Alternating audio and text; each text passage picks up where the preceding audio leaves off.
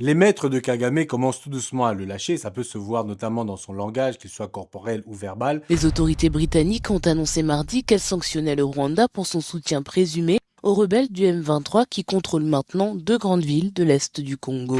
Alors encore une fois, cela montre justement le fait que le Rwanda est isolé. Aujourd'hui, il n'y a que le Rwanda qui prétend ne pas être présent en République démocratique du Congo. Le gouvernement rwandais, qui ne nie ni confirme son soutien aux rebelles sur le territoire congolais, a déclaré qu'il était déraisonnable d'attendre du Rwanda qu'il compromette sa sécurité nationale et la sécurité des Rwandais. Le Bureau des Affaires étrangères du Commonwealth et du développement du Royaume-Uni a présenté plusieurs mesures punitives pour le rôle joué par le Rwanda dans ce conflit, notamment la suspension de l'aide financière directe qui n'inclut pas le soutien aux Rwandais les plus pauvres, l'arrêt de la participation de hauts responsables à des événements organisés par le gouvernement rwandais, ainsi que la suspension de la coopération en matière de défense.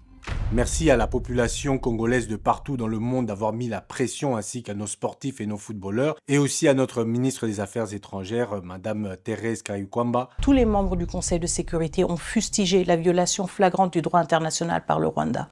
Qui, je dois bien le reconnaître, fait le boulot. J'ai souvent critiqué le gouvernement congolais, mais en tout cas, je dois reconnaître que cette dame fait le job, et ça fait longtemps, peut-être même jamais, qu'on a eu une ministre des Affaires étrangères aussi performante.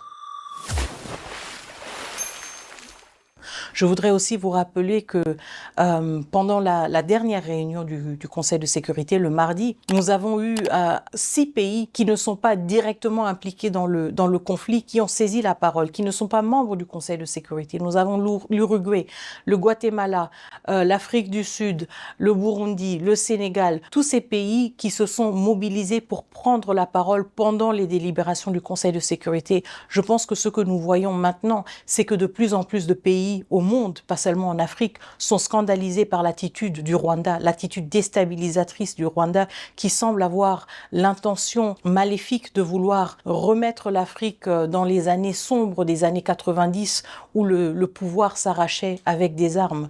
La République démocratique du Congo a tourné cette page.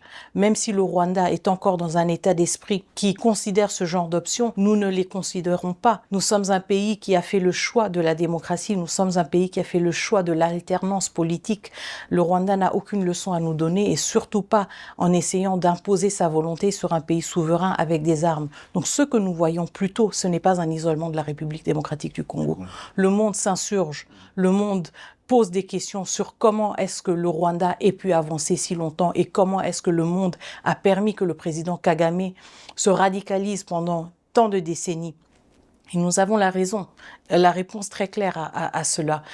Le président Kagame s'est radicalisé parce qu'il a été incontrôlé et il n'a pas été tenu redevable par tous ses partenaires et par tous ses bailleurs pendant tant d'années.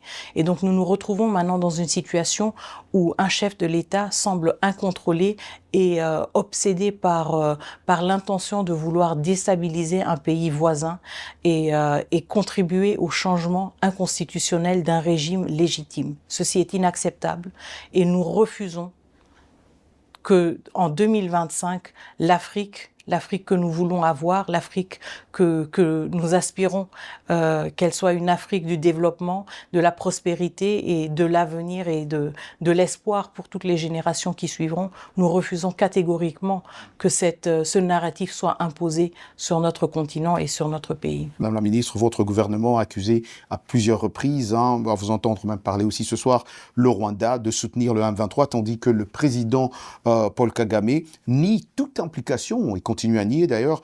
Quelles preuves concrètes avez-vous pour étayer vos accusations? Alors encore une fois, cela montre justement le fait que le Rwanda est isolé. Aujourd'hui, il n'y a que le Rwanda qui prétend ne pas être présent en République démocratique du Congo. Il y a 2 jours, au Conseil de sécurité, 15 membres du Conseil de sécurité ont dénoncé la présence du Rwanda.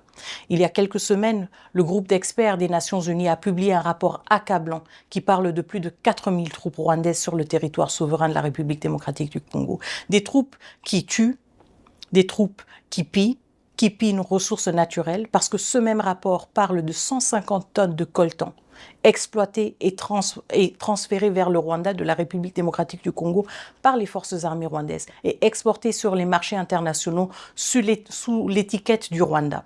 Donc, vous voyez qu'il y a des preuves accablantes. Même la presse qui est sur place à Goma peut vous dire et vous dit clairement qu'il y a des forces armées rwandaises présentes. Donc nous voyons aussi que le Rwanda, encore une fois, dans son narratif illusoire, est complètement isolé. Le monde est conscient du fait qu'il s'agit maintenant d'un conflit armé entre deux États et pas d'un conflit armé interne.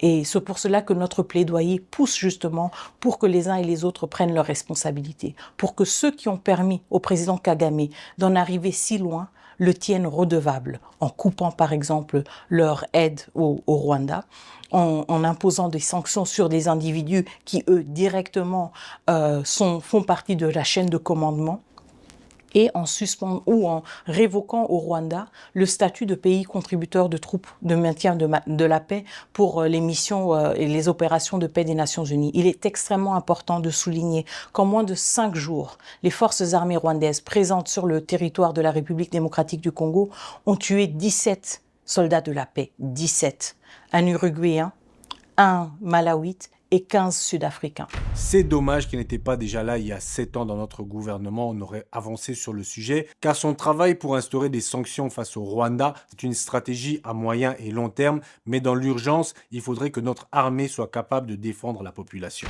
De nombreuses inquiétudes aussi circulent selon lesquelles l'armée congolaise manquerait de soutien de la part du gouvernement, avec des salaires bas et une faible motivation affectant sa capacité même à combattre le M23. Que répondez-vous à ces allégations, Madame la Ministre ? Alors, le président de la République, Félix-Antoine Tshisekedi Tshilombo, a, depuis son accession au pouvoir, consenti beaucoup d'efforts pour améliorer la situation de nos soldats. Nous sommes conscients du fait qu'il y a encore beaucoup de travail à faire. Nous sommes aussi conscients que nous venons de très loin.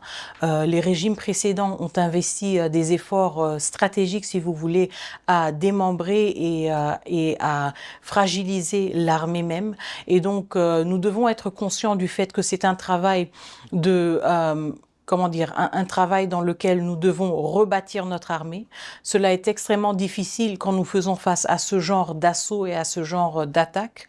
Les efforts que nous avons consentis et que nous avons menés dès le début du premier mandat du président de la République et qui continuent dans ce deuxième mandat, vont continuer pour justement que nous soyons mieux outillés à faire face à ces défis. Je comprends entièrement la frustration et la préoccupation de beaucoup de nos concitoyens, mais je voudrais vous rassurer justement que ces efforts vont continuer et que nous tirons aussi les leçons nécessaires des échecs et des difficultés auxquelles nous faisons face sur le terrain pour voir comment mieux outiller nos forces armées, mieux les accompagner et défendre avec encore plus d'efficacité notre territoire souverain. Alors, Madame la Ministre, on parle des Roumains. Votre gouvernement a-t-il engagé des mercenaires pour renforcer ses efforts de contrôle de cette région ? Il s'agissait plutôt d'un effort, justement, de renforcer les capacités de nos forces armées à travers des formateurs qui ont été recrutés à l'extérieur du pays.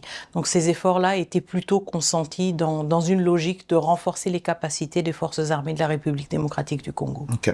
Donc le ministère des Affaires étrangères fait son boulot, maintenant il faut que les autres ministres et que le président fassent aussi le sien. Comme quoi il n'y a pas que des choses négatives dans le gouvernement congolais, quand il y a quelque chose qui est bien fait, il faut le reconnaître, mais ce n'est pas suffisant. Il faut que notre armée soit réformée et j'ai l'impression que l'Union européenne est en train de gagner du temps, faire traîner les sanctions, ça devient très louche, mais on sait qui sont les commanditaires. On dit voilà, c'est le Rwanda qui attaque le Congo, mais qui est derrière le Rwanda? On parle souvent de qui est derrière le M23, que c'est le Rwanda, mais en fait, qui est derrière le Rwanda? On sait que c'est l'Occident.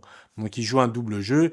Et quand l'Angleterre met des sanctions sur le Rwanda, on sait très bien comment sont les Occidentaux. On l'a vu, ceux qui ont tué Lumumba. On voit comment ils se sont comportés avec Mobutu. Jusqu'à la fin, ils l'ont lâché. Donc, Kagame, s'ils veulent le lâcher, même si c'est eux les instigateurs, ils vont dire à Kagame, écoute, t'as pas géré la communication, nous on doit se laver les mains parce que sinon notre opinion publique va commencer à poser trop de questions, c'est ta faute, on te met des sanctions, même si c'est nous qu'on t'a placé là et qu'on t'a dit de faire ce que tu as à faire, mais si on découvre le poteau rose, toi tu es tout seul. Eux, ils se lavent les mains. Ils ont toujours fait comme ça. C'est leur technique. Et Kagame sait que ses jours sont comptés. à moins qu'ils continuent à les servir comme il se doit. Sachant que le Rwanda aussi vit des aides internationales à plus de 50%, donc si on retire ces aides-là, ils sont foutus, sauf s'ils récupèrent les minerais du Congo pour compenser. On ne peut pas continuer à collaborer avec un pays, avec un psychopathe comme ça qui soutient des crimes. Et c'est très très loin d'être un panafricaniste. Les gens qui m'ont dit que oui, Kagame c'est un panafricaniste, je dis un panafricaniste ne va pas aller tuer ses frères et sœurs